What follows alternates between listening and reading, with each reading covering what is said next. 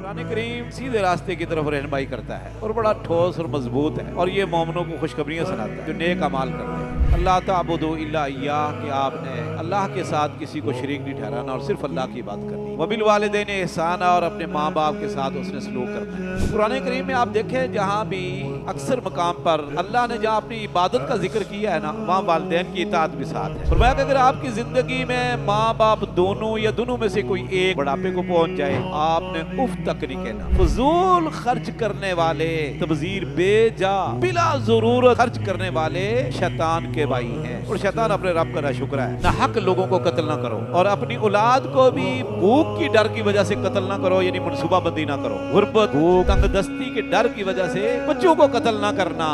تو ابو جہل کو اور ابو لہب کو میدان کھلا مل گیا، کیونکہ پہلے قریش کے سردار تھے ابو طالب،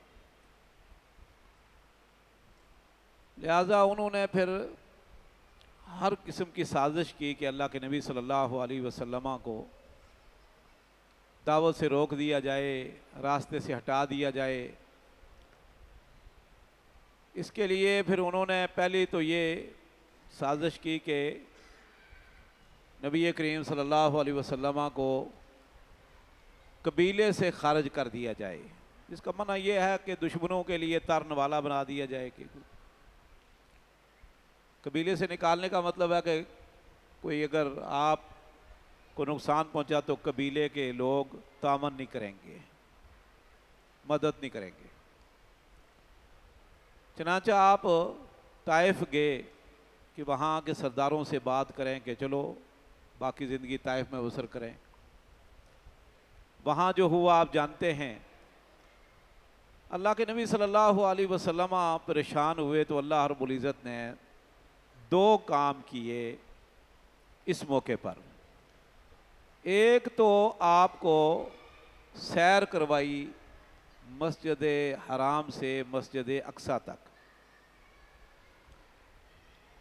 یہ ہے اسرا سیر۔ وہاں آپ نے تمام انبیاء کو نماز پڑھائی، پھر وہاں سے عروج شروع ہوا، معراج عروج سے وہاں سے اوپر گئے، پھر آسمانوں پر انبیاء سے ملاقات ہوئی، نماز کا تحفہ ملا، اللہ سے ہم کلام ہوئے پردوں کے پیچھے سے۔ یہ تاریخ انسانی کا ایک عجوبہ تھا جو اللہ کے نبی صلی اللہ علیہ وسلم کو براق کے ذریعے اللہ نے یہ اعزاز بخشا۔ بہت بڑی ہمت بندی، تسلی ملی کہ میرے ساتھ میرا اللہ خالق مالک ہے، اور یہاں اللہ نے مجھے سارے انبیاء میں ایک انوکھا اعزاز بخشا ہے۔ دوسرا یہ کہ اللہ رب العزت نے مکہ میں ہی بنی اسرائیل کی تاریخ بیان کی ہے اس صورت میں، اس کو اس لیے سورہ بنی اسرائیل کہتے ہیں۔ تاریخ بیان کی جس میں یہ اشارہ تھا کہ ابھی آپ کو اجازت مل جائے گی ہجرت کی، آپ کو اور مسلمانوں کو، اور ایسے علاقے میں آپ جائیں گے جہاں بنی اسرائیل آباد ہیں، یہودی، اور یہودیوں کی تاریخ یہ ہے۔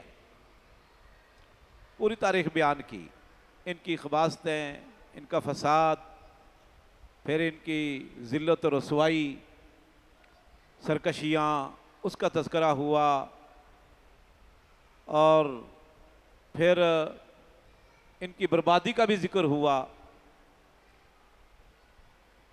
یہ اللہ رب العزت نے دراصل خوشخبری دی تھی اللہ کے نبی صلی اللہ علیہ وسلم کو اور مسلمانوں کو کہ عنقریب آپ ہجرت کی آپ کو اجازت مل جائے گی، اور پھر تھوڑے عرصے بعد ہجرت کی اجازت مل گئی، آپ مدینہ تشریف لائے۔ تیسری بات کہ اس صورت میں اللہ رب العزت نے مدینہ آمد سے پہلے ہی جو اہم ترین احکام تھے وہ بیان کیے۔ ان میں ایک تو سب سے پہلے قرآن کریم کے متعلق بیان کیا، ان ھذا القرآن یہدی للتی ہی اقوم ویبشر المؤمنین۔ قرآن کریم بالکل سیدھے راستے کی طرف رہنمائی کرتا ہے، اور بڑا ٹھوس اور مضبوط ہے، اور یہ مومنوں کو خوشخبریاں سناتا ہے جو نیک اعمال کرتے ہیں۔ اور جو کافر ہیں، قرآن کی مخالفت کرتے ہیں اسلام کی، ان کو یہ جہنم کی آگ سے ڈراتا بھی ہے۔